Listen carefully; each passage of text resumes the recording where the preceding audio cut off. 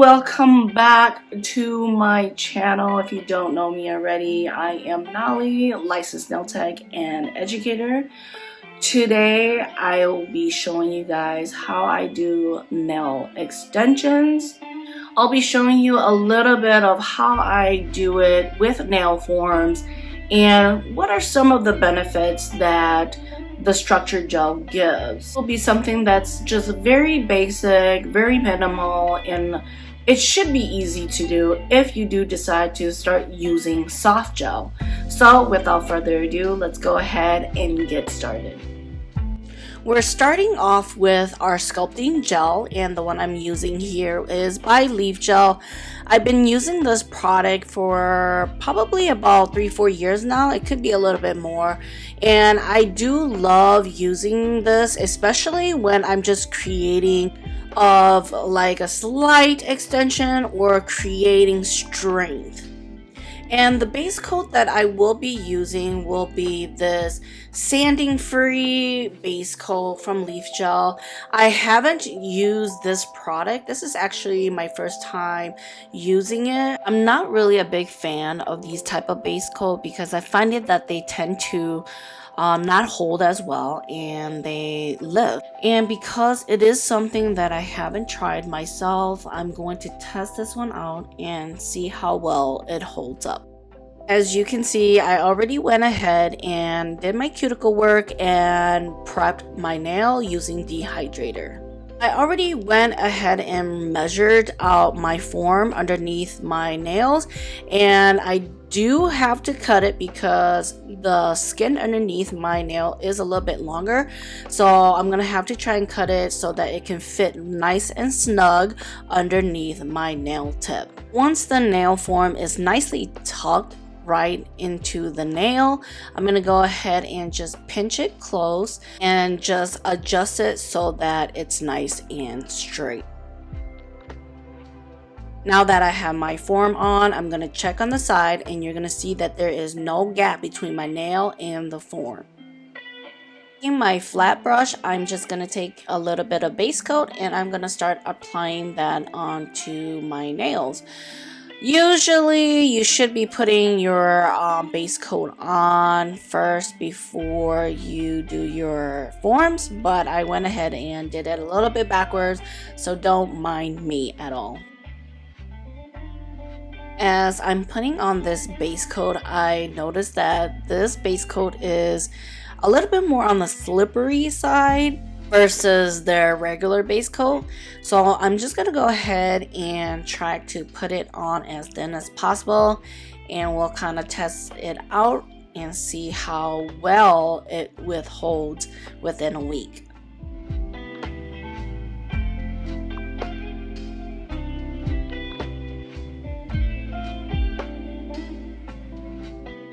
Once the base coat is cured, I'm going to take my structure gel and I'm just going to brush on a thin layer.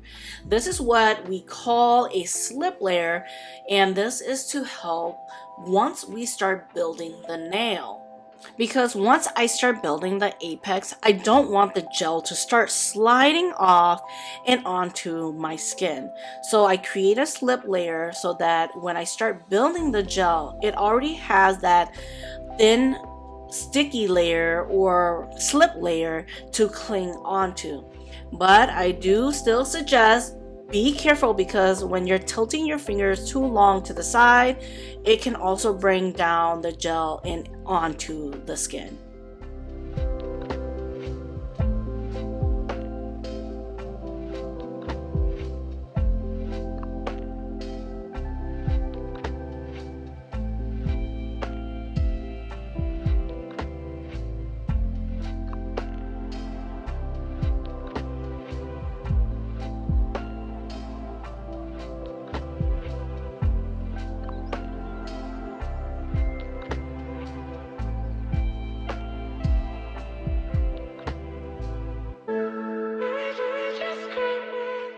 Now that my slip layer is on, I'm going to take a medium-sized ball of gel and I'm going to start extending my nail.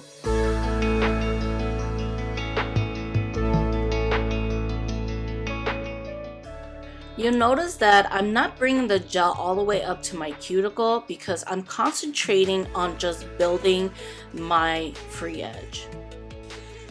Just remember that when you're building your free edge, make sure to start building it in the shape of what you want it to be. Here, I want it to be a little bit more on the oval side, so that's what I'm trying to do. It may look like it's square, but it's actually more oval.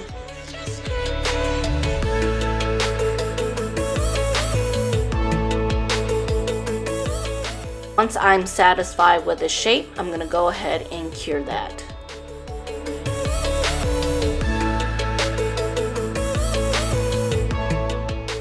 Once everything is cured, I'm going to take a good amount of structure gel and I'm going to start building my apex. With this soft gel, it's going to start leveling once you create your apex, so sometimes you might have to work a little bit faster. I'm pretty used to this gel, so with it self-leveling, it kind of works with what I'm trying to do.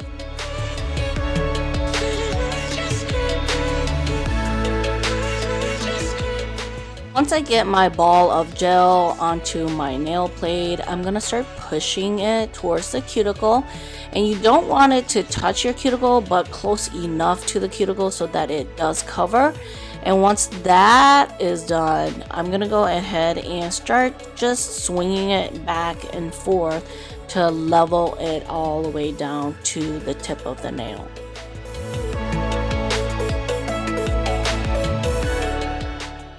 At this point, I noticed that I don't have enough gel to bring it all the way down to my tip. So I'm going to go ahead and grab another bigger ball and I'm just going to slap it right down in the middle of where my apex is going to be, and then continue from there by swinging it back and forth all the way down to the tip.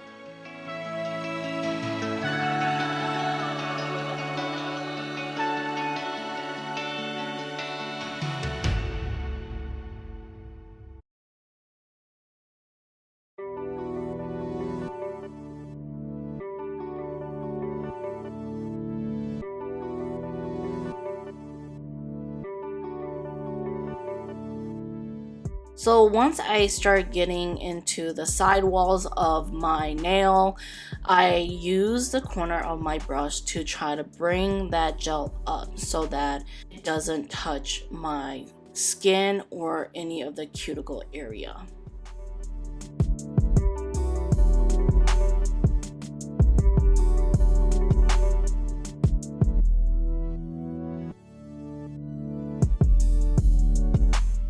Once I'm satisfied with how it's looking, I'm going to check the side view, and I noticed that there's a little dip right there, so I'm going to go ahead and brush a little bit more gel into that dip so that it covers it up so it's nice and even.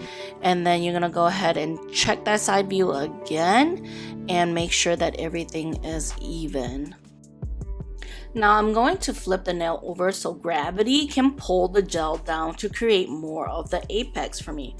Do remember that this gel is self-leveling, so the longer I spend building out the nail, it will start to flatten a bit. So to get my apex back up, I flip it over so that I don't have to spend so much time trying to build with more product.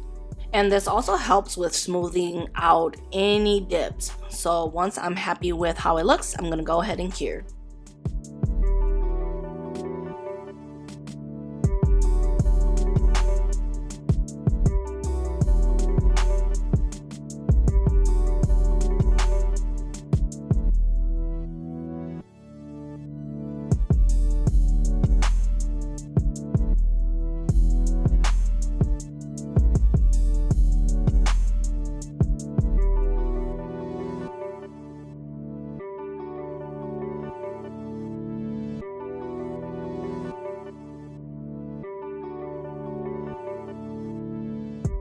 Start shaping and filing the nail. With soft gel, you really don't need to use an electric drill to take down product unless it was built too thick. So with this nail, I'm just going to be using my hand file.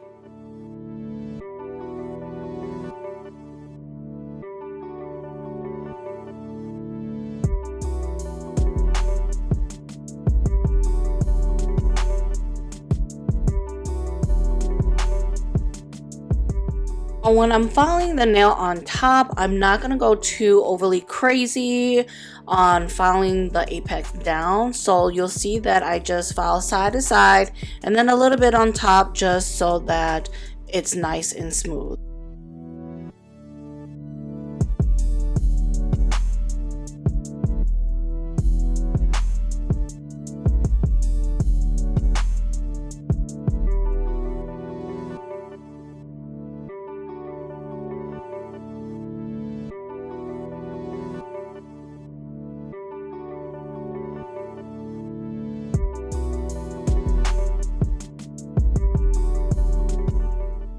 I'm just going ahead and checking every side and every angle to see where I need to take the bulk down.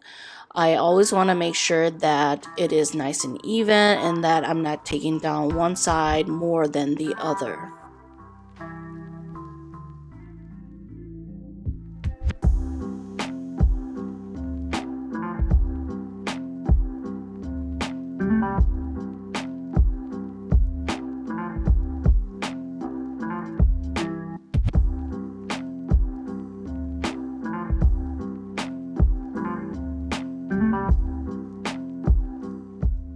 And this is how it's going to be looking now that I'm done filing from the side. You see that my side's nice and straight and that it's nice and round on top. And then we'll flip it over just to see it from the other view, because every view is going to be different. That's why you always want to make sure to double check at every angle.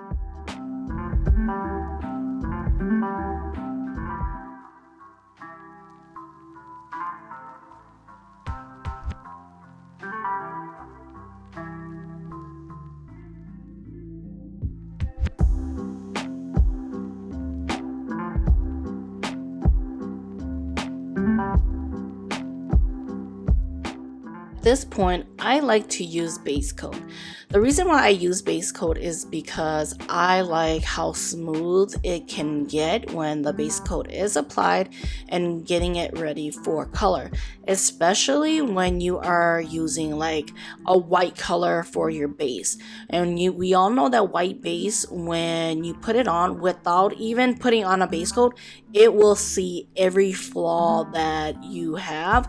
And I feel that with base coat, that's what it does, is it kind of hides that flaw and get it ready for color.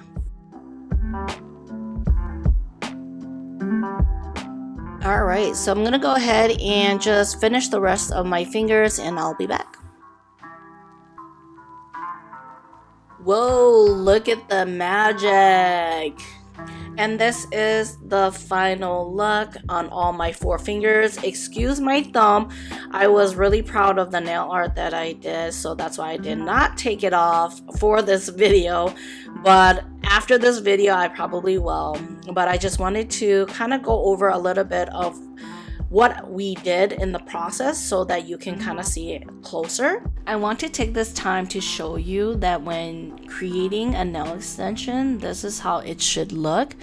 The apex nice and round when you're looking it down from this angle. So to anyone who is struggling, not sure on how it should look, this would be something to kind of look out for, is your apex nice and round. I'm also showing you the side of my nails. You'll notice it still has enough thickness. It's not so thin where the side would start breaking. So again, another thing to look for when building out your gel extension is the side of your nails thick enough, or is it too thin? As you can see, my gel is nice and flush to the cuticle area.